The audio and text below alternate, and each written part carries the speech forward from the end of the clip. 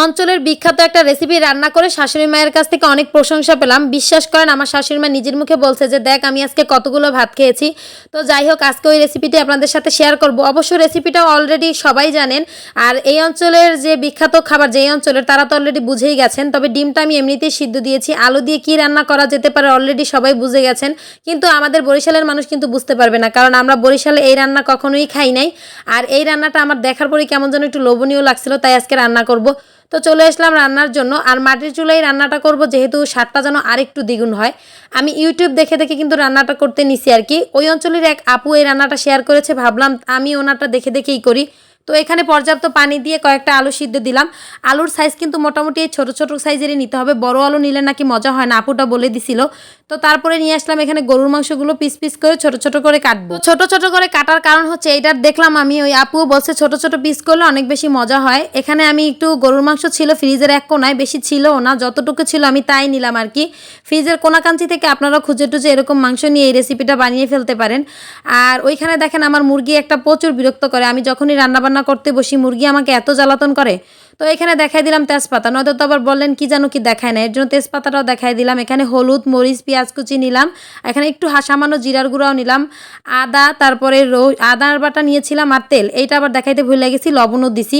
এমনই হয় আর কি আর করার।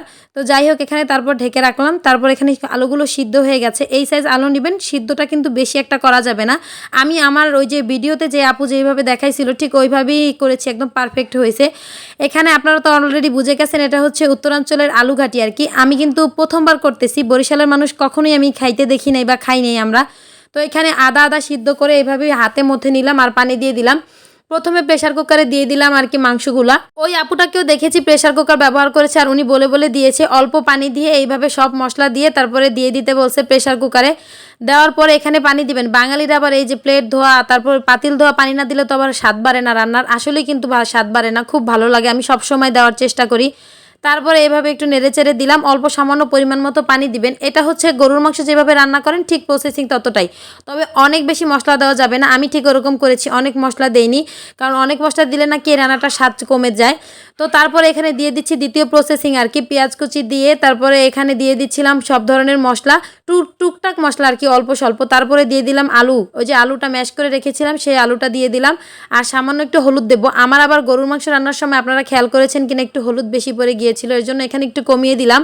আর এখানে দিয়ে দিলাম কাঁচামরিচ। তারপরে নেড়েচেড়ে নিব সামান্য একটু পানি দিয়ে, মানে কষাতে হবে আলুটা একদম এরকম আঠালো আঠালো হয়ে গেলে তারপরে দেখতে হবে যে কেমন হয়েছে, মানে কড়াইয়ে লেগে লেগে যাবে। তারপরে অল্প কিছু পানি দিয়ে দিতে হবে। আর এই অল্প কিছু পানি দেওয়ার পরে শুধুমাত্র প্রথম থেকে 2-3টা বলক দেওয়ার পরেই মোটামুটি আপনার আলু রান্নাটা হয়ে যাবে। আর আমি এই রান্নাটা করতেছিলাম আর ভাবতেছিলাম যে কেমন হয় কী রকম হবে, মানে এরকম টেনশনে পড়ে গেছিলাম, কিন্তু আলহামদুলিল্লাহ একদম পারফেক্ট। তো যাই হোক এখানে আমার দ্বিতীয় প্রসেসিংও প্রায় শেষ হয়ে আসছে। আপনাদের কাছে হয়তো বা এটা যে ওই অঞ্চলে যারা আছেন রাজশাহী তাদের কাছে একদম ইজি লাগতেছে, এটা রাজশাহী পাবনা অনেক জেলাতেই খায় দেখলাম, কিন্তু আমাদের জেলায় আর কি প্রথম। তো এখানে আমি গরুর মাংসগুলো দিয়ে দিলাম, ছোট ছোট যে পিসগুলো রান্না করে রেখেছিলাম ওইগুলো দিয়ে এইভাবেই পানি পানি করে নিতে হবে।